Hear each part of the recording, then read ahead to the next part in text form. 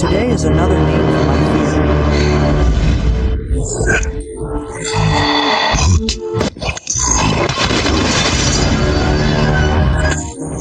Kamla, welcome back.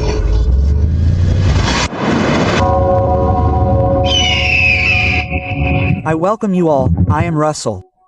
I hope you are all well. You are in good health. I am also in good health and in good health. There is a purpose in telling you the story that I will tell you at this moment. You know that very recently we have made a decision.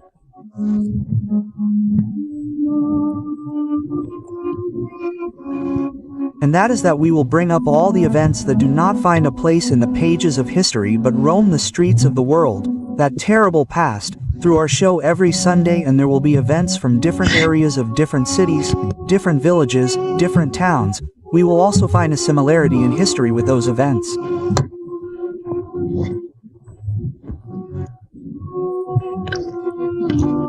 How do we actually know these events? These events, deprived of history, come back to people's mouths for ages, become common events, become terrible folk tales.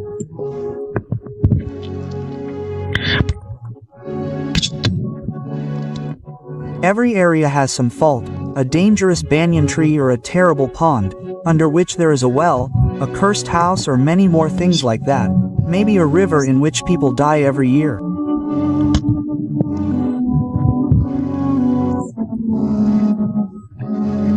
Maybe a forest where something is seen in the dead of night that makes anyone who passes by that road unable to return to normal life. You can find these incidents by searching a little. We did the last episode about Dhaka City. This busy city, jam-packed with people all the time, also has a scary story.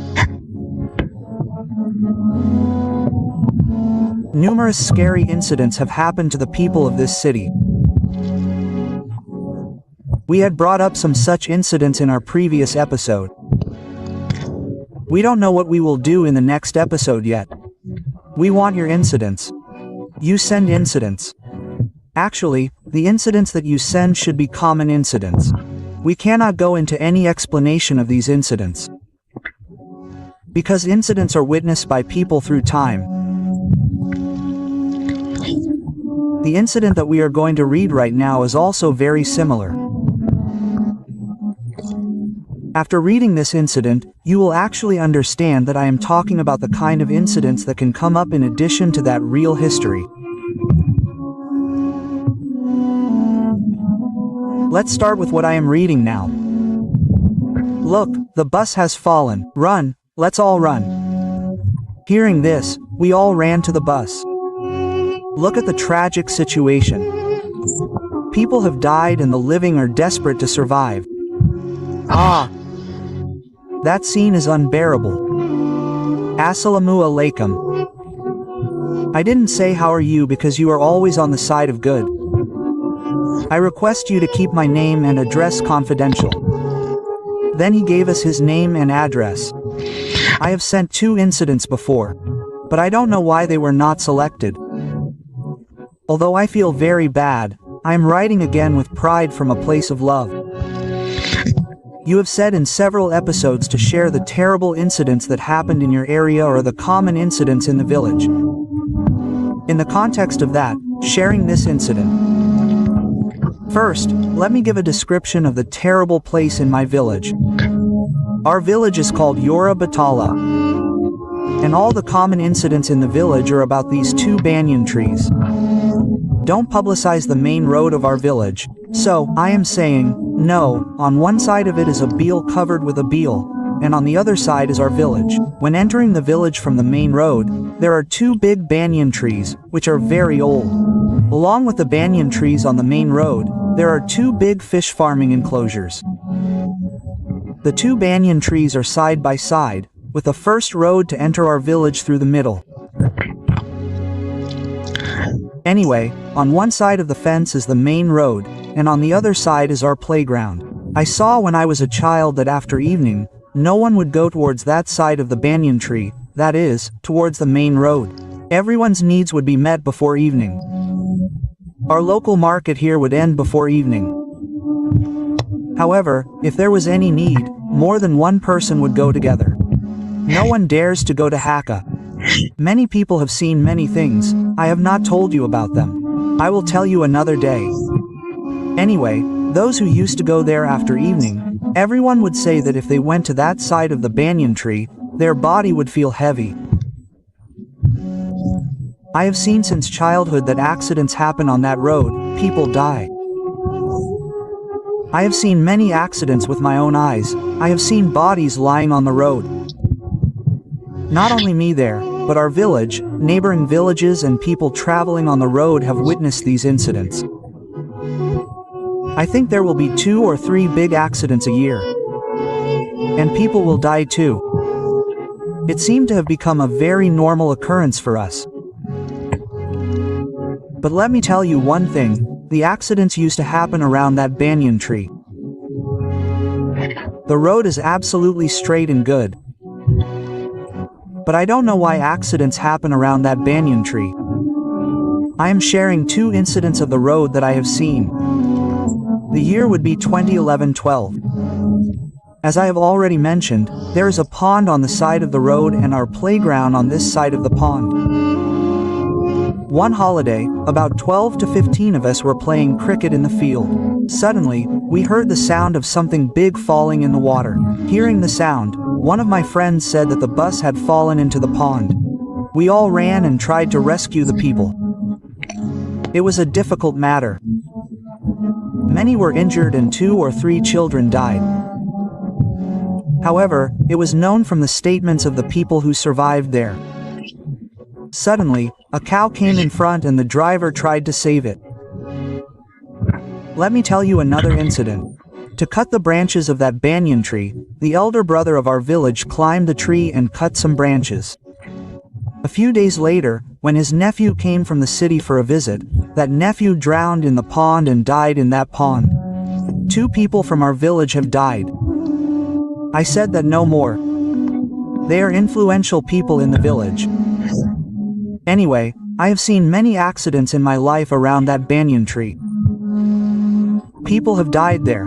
I have said before, if there was an accident there, anyone who heard about it would not be surprised. Because it is so normal there. Minor accidents, broken limbs, etc. are no more. Anyway, the problem has been solved this time. But after a lot of hardship, everyone thought that the banyan tree was inhabited by jinns. I also thought that it was real. Because it cannot be a sudden thing. Many Hoojers saw Kabiraj, but it was of no use. Some of them would come there and say that we are seeing something wrong and misunderstanding something, but they would leave without saying anything. Later I came to know that the banyan tree is very powerful and has several jinns. Later, a big Hoosier came and said that we should pray with the people in the village and the surrounding area. One Friday, the owner of the enclosure next to the banyan tree cooked khichdi and arranged for a malad. We all went there. The village Hoosier cried a lot and prayed. Even then, this matter was not completely resolved. Later, when I went to that Hazor again, he thought for a long time and said, everyone in the village should raise money and invite all the orphan children of the madrasa and then pray. The orphan children should be fed.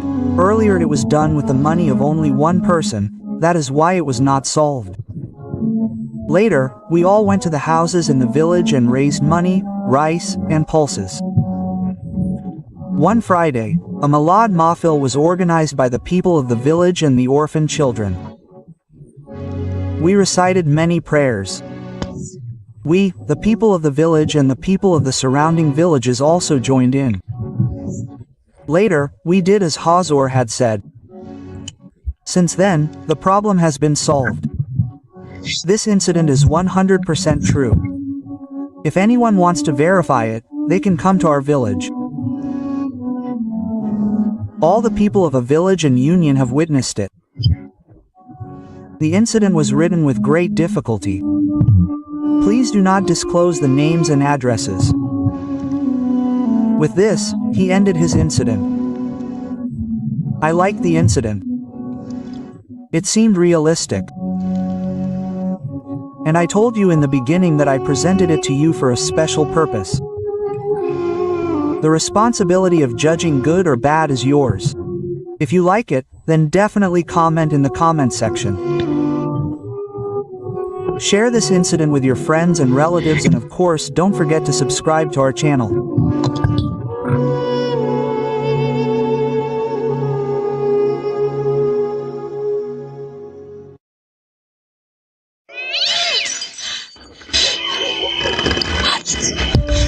Today you can hear the word again. Another name for fear.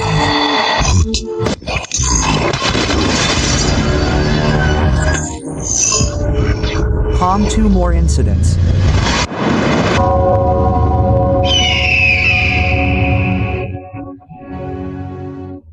And these incidents were narrated to us by Shaquille Farin.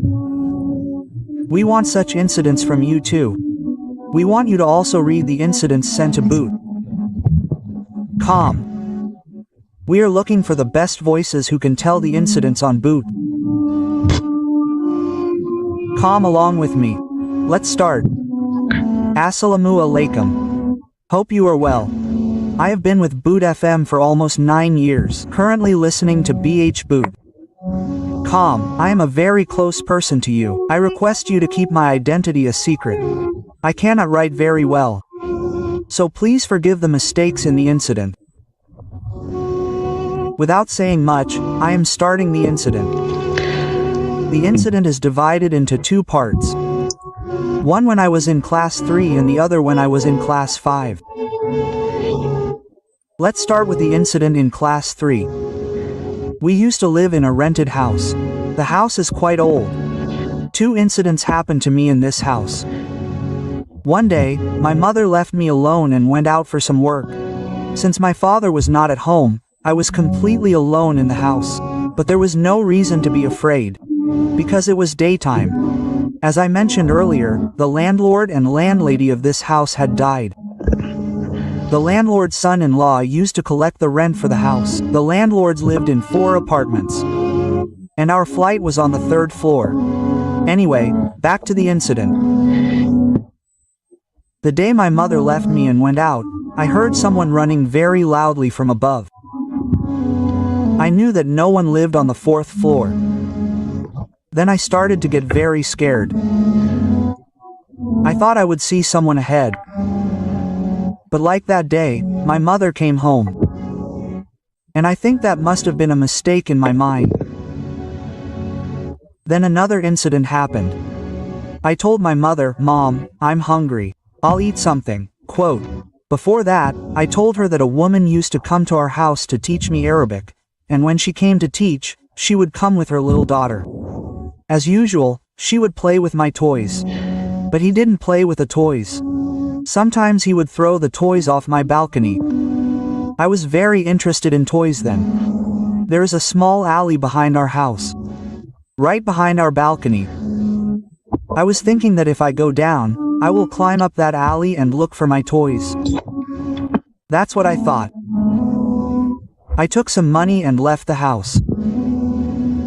And there was a wall to break that alley, so I couldn't get in there easily. It's good to say, I was quite tall then. I was picking up toys. And as I was picking them up, I noticed someone standing there. The whole body of that strange object was pink. He was wearing only pink shorts. He had 3 or 4 hairs on his head.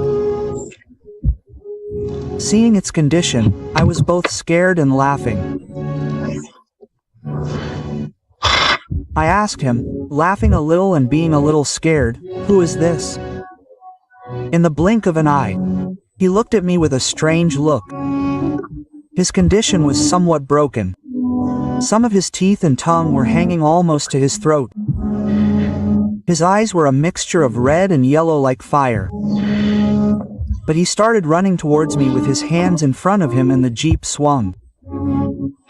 I quickly climbed the wall and went up. And when I looked back, I saw nothing. Then I got very scared. I shared this incident with everyone in the house. But no one believed me. They thought I was a little person. So maybe I made something up. But my uncle, with whom another such incident actually happened, believed me. Now let's come to incident number 2. The most obvious proof of this incident is my grandfather.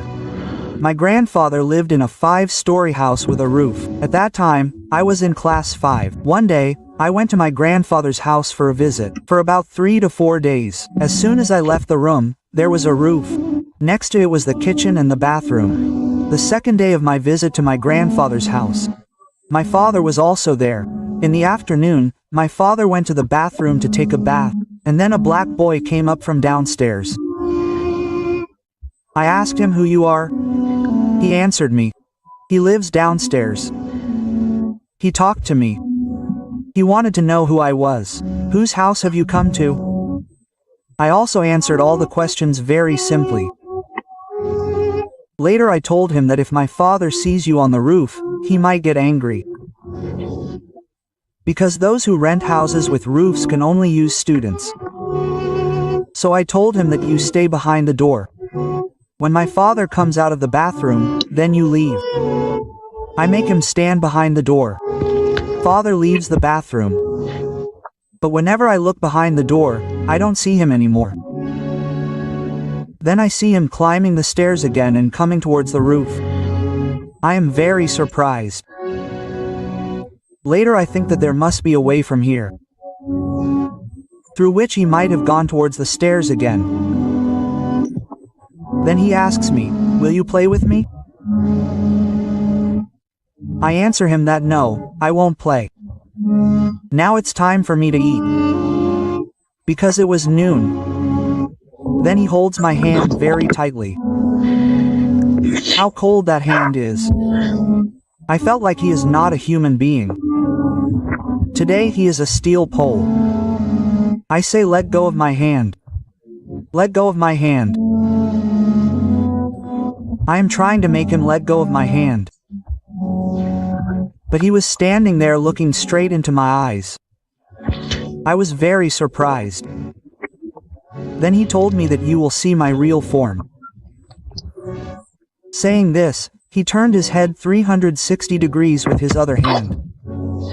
Seeing this, I screamed and shouted, saying Allah. By the grace of Allah, my hand went away. Then I ran to the door and told my grandfather everything that happened. You can ask my grandfather about this incident as proof.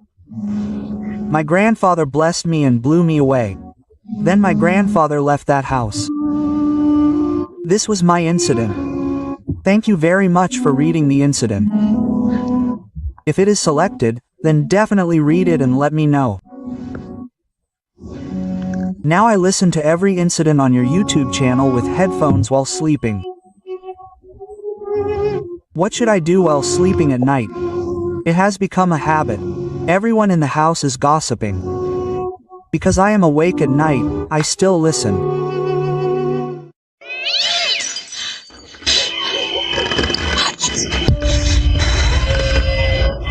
Today, another name for fear.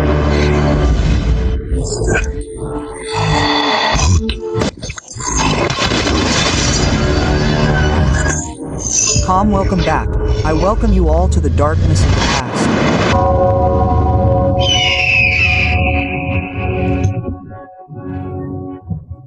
The incidents that are common in different corners of the world come up here, and the incidents that do not find a place in the pages of history. Today I want to tell you one such incident. We will read it as it is written.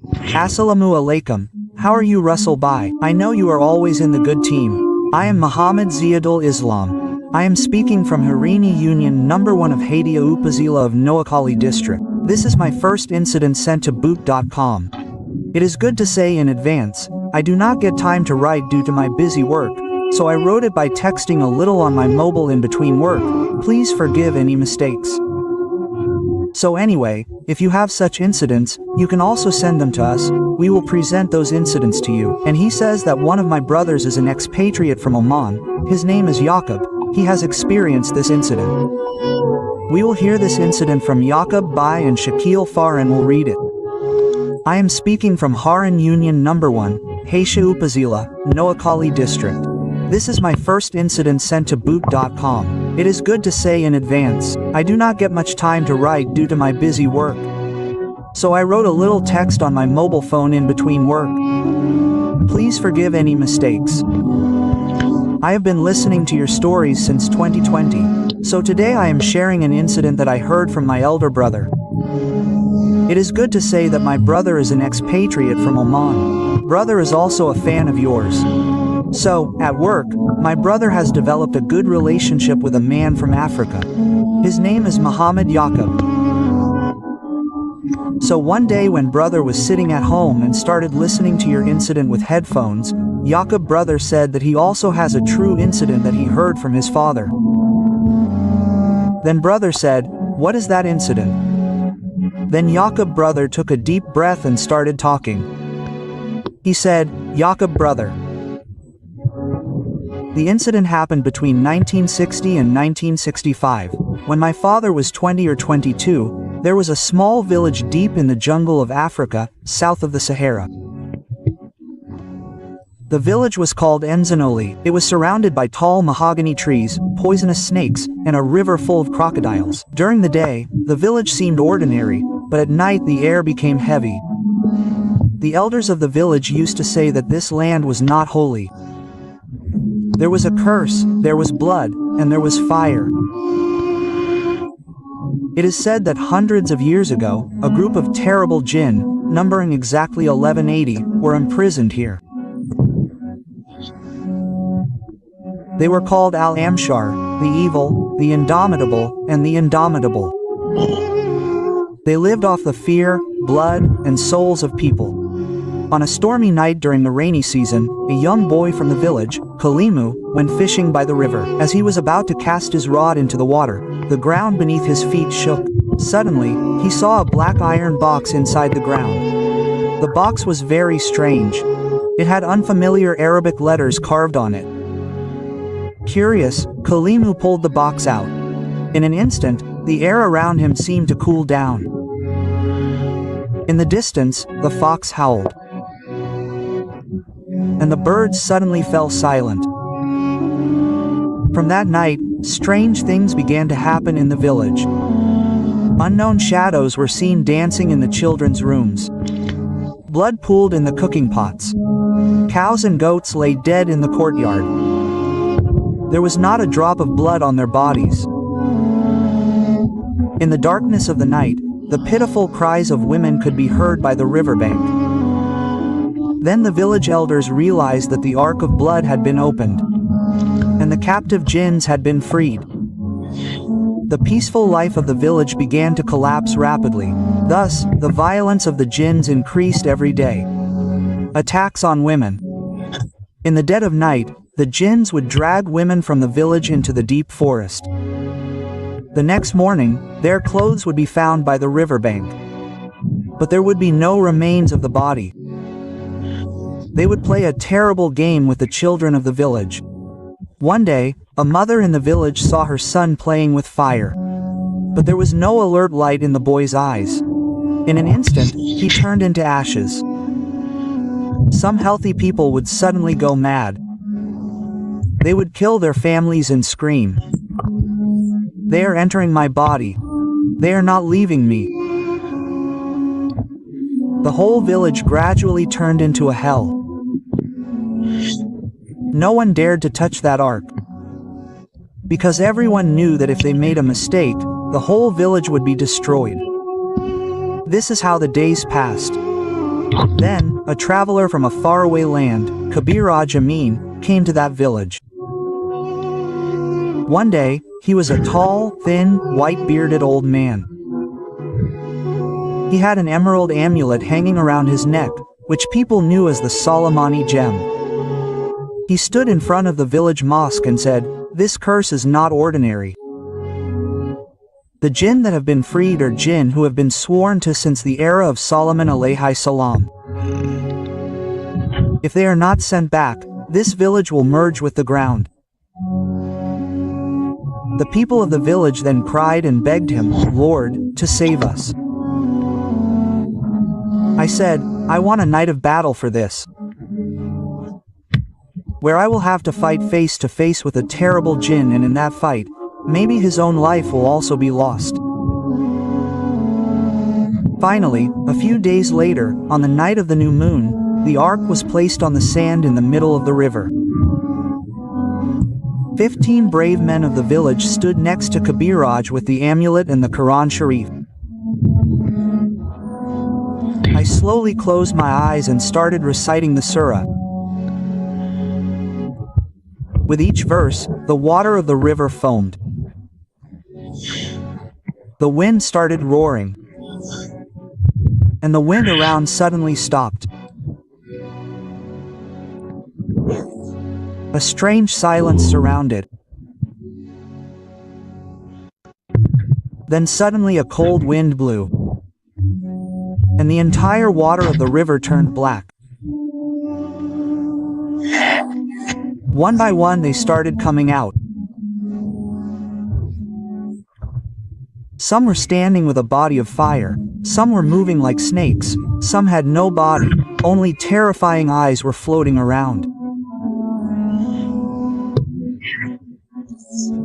They started laughing and saying in rabbit voices, "We are back.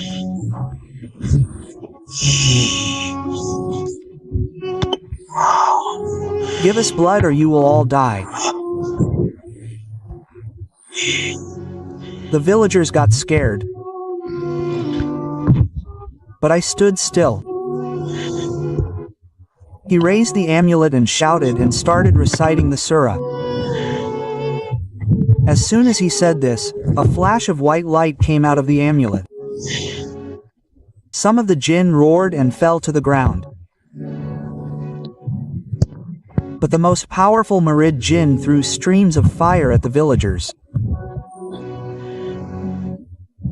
Amin's body started burning, but he did not stop. He began to read the verses of Surah Jinn.